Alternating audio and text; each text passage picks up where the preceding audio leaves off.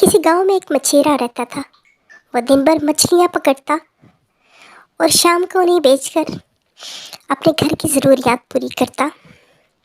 एक दिन सुबह से शाम हो गई, जाल में कोई मछली न फंसी।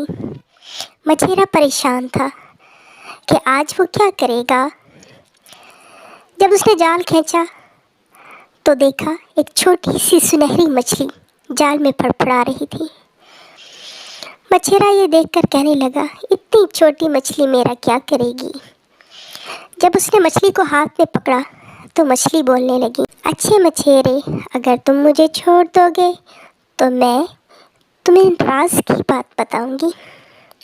मछेरा हंसने लगा, हा हा हा, एक छोटी मछली मुझे क्या बताएगी। तुम मुझे छोड़ कर तो देखो, हो सकता है मैं तुम्हें खजाने का राज बता दूं।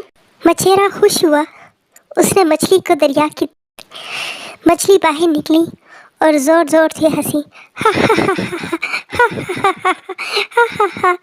लालची मछेरे, तुमने क्या समझा था, हाथ में आई हुई छोटी चीज़ को छोड़कर ज़्यादा पालोगे।